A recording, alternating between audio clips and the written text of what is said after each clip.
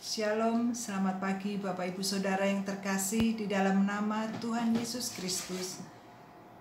Berjumpa kembali dalam mimbar gemar GSCA Peniel Surabaya dan GSCA Anugerah Cabang Kemendung. Hari ini Jumat tanggal 10 September 2021. Kita akan bersama-sama belajar dari kebenaran firman Tuhan sesuai dengan jadwal gemar pada hari ini, yaitu terambil dari Matius pasal 26 ayat yang ke-6 sampai yang ke-13. Judul perikopnya adalah Yesus diurapi. Mari saya mengundang Bapak Ibu Saudara sekalian untuk bersama-sama menyimak dalam Alkitab Bapak Ibu Saudara dari Matius pasal 26 ayat 6 sampai 13. Saya akan bacakan demikian bunyi firman Tuhan. Ketika Yesus berada di Betania, di rumah Simon si Kusta, datanglah seorang perempuan kepadanya membawa sebuah buli-buli pualam berisi minyak wangi yang mahal. Minyak itu dicurahkannya ke atas kepala Yesus yang sedang duduk makan. Ayat yang ke-8, melihat itu murid-muridnya gusar dan berkata, "Untuk apa pemborosan ini?" 9, sebab minyak itu dapat dijual dengan mahal dan uangnya dapat diberikan kepada orang miskin. Yang ke-10, tetapi Yesus mengetahui pikiran mereka lalu berkata, "Mengapa engkau menyusahkan perempuan ini? Sebab ia telah melakukan suatu perbuatan yang baik kepada kita." Kita akan bersama-sama mencermati di ayat yang ke-6 sampai yang ke-10 untuk pagi hari ini. Bapak Ibu Saudara yang terkasih di dalam nama Tuhan Yesus, saat Tuhan Yesus singgah di Betania bersama dengan murid-muridnya dan diundang makan di rumah Lazarus yang dulunya mati dan kemudian dibangkitkan oleh Tuhan. Di situ Maria, saudara Lazarus, mengambil buli-buli minyak narwastu yang harganya sangat mahal. Kemudian dicurahkan di atas kepala Tuhan Yesus. Pada saat itu murid-murid yang sedang berkumpul bersama-sama dengan Tuhan gagal paham. Kenapa minyak wangi yang sangat mahal harganya itu dicurahkan kepada Tuhan Yesus, dan mereka menganggap itu adalah satu pemborosan. Kalau kita pikir bersama-sama, mungkin kita akan sepaham dengan pikiran para murid bahwa minyak wangi yang mahal itu adalah satu pemborosan yang dilakukan oleh Maria. Kita akan sama-sama melihat di dalam Injil yang lain yang membahas tentang ini. Dari Yohanes pasal 12 ayat 1 sampai yang ke-8. Ini berbicara tentang hal yang sama. Tetapi Yohanes lebih memperjelas seberapa mahal minyak narwastu yang dipakai oleh Maria untuk mengurapi kepala Tuhan Yesus. Mari kita sama-sama menyimak. Dari Yohanes pasal 2 kita akan baca ayat yang pertama sampai yang ke-5. Demikian firman Tuhan.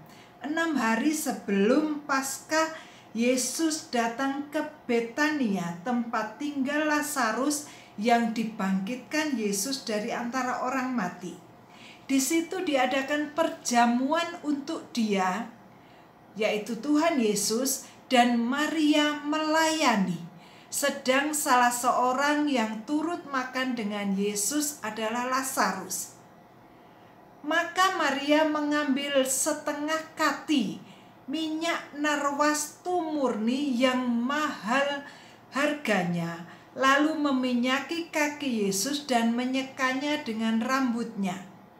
bau minyak semerbak di seluruh rumah itu.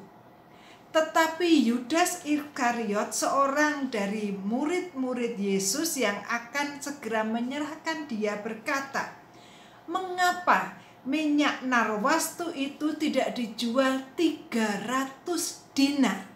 Sekali lagi, 300 dinar, dan uangnya diberikan kepada orang miskin. Dari Injil Yohanes dijelaskan bahwa minyak narwastu yang dipakai oleh Maria untuk mengurapi Tuhan Yesus harganya 300 dinar. Dan diterangkan dalam Matius pasal 20 ayat yang kedua bahwa 1 dinar itu adalah upah 1 hari kerja. 1 dinar adalah upah 1 hari kerja. Kita umpamakan saja untuk saat ini, upah 1 hari kerja kita anggap 100.000. Supaya gampang, dianggap 100.000 upah 1 hari kerja. Kalau ini 300 dinar dan waktu itu adalah upah 1 hari kerja adalah 1 dinar, maka kita anggap, kita konversikan untuk saat ini 100.000 kali 300 hari. Maka nilainya akan mencapai 30 juta rupiah. Bisa dibayangkan, minyak itu adalah minyak yang sangat mahal. Itu sebabnya Yudas Iskariot berkata bahwa ini pemborosan. Kalau 300 juta dibagikan kepada orang miskin, anak yatim piatu, maka itu akan bermanfaat sangat besar.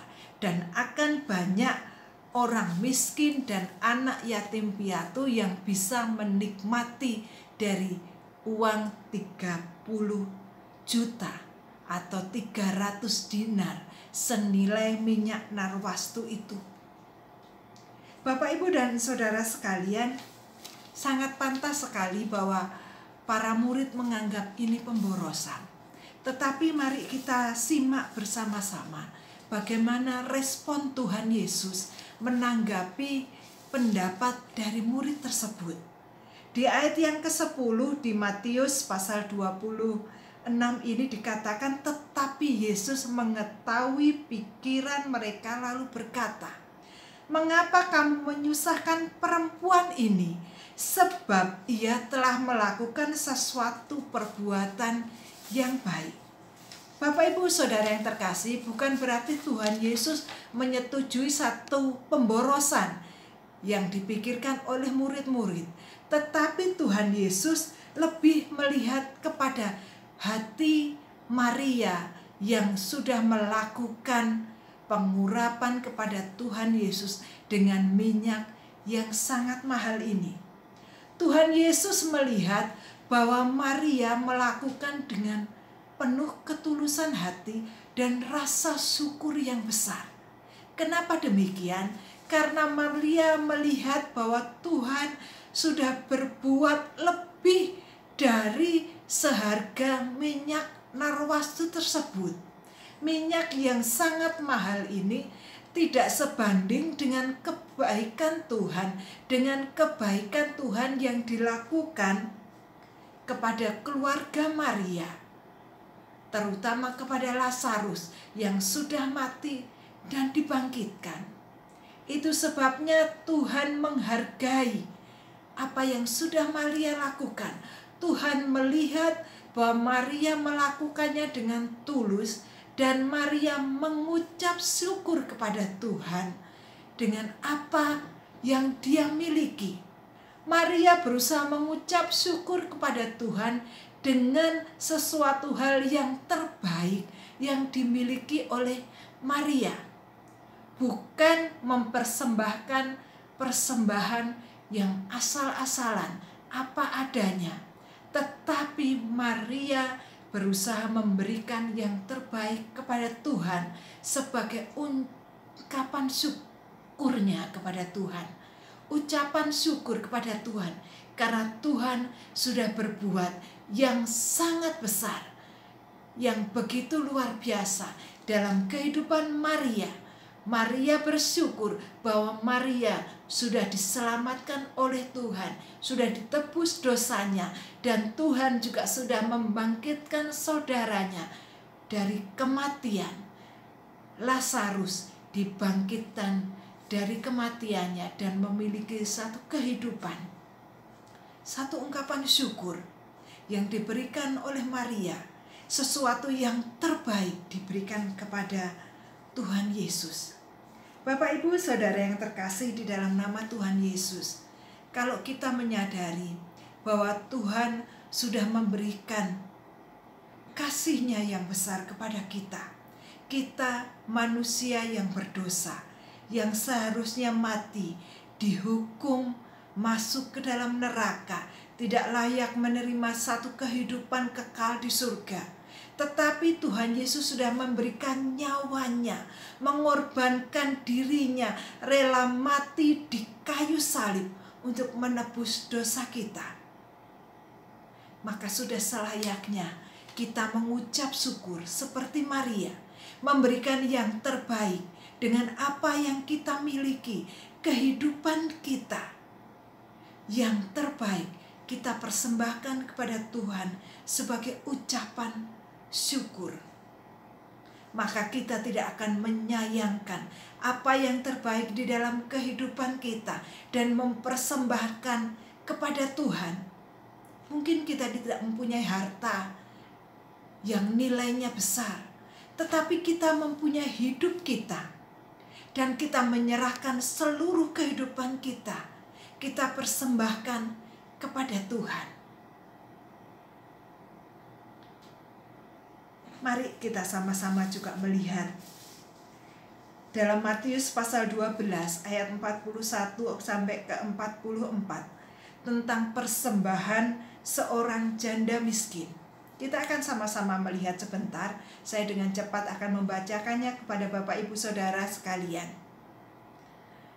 Pada suatu kali Yesus duduk menghadapi peti persembahan dan memperhatikan bagaimana orang banyak memasukkan uang ke dalam peti itu. Banyak orang kaya memberi jumlah yang besar. Lalu datanglah seorang janda yang miskin dan ia memasukkan 2 peser, yaitu 1 duit.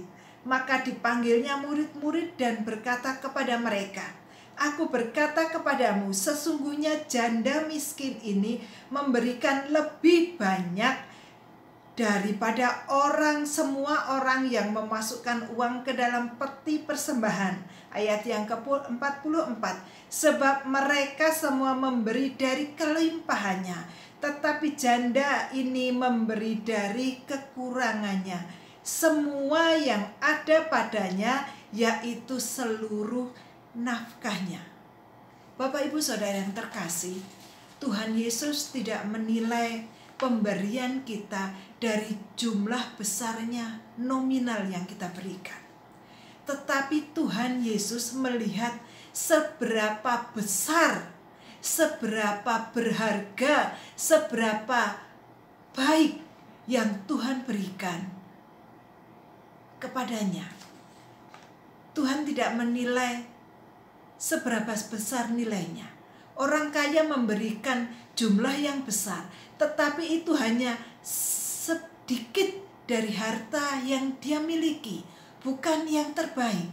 Sementara janda ini memberikan dengan nominal yang kecil, tetapi itu adalah yang terbaik yang dia punya.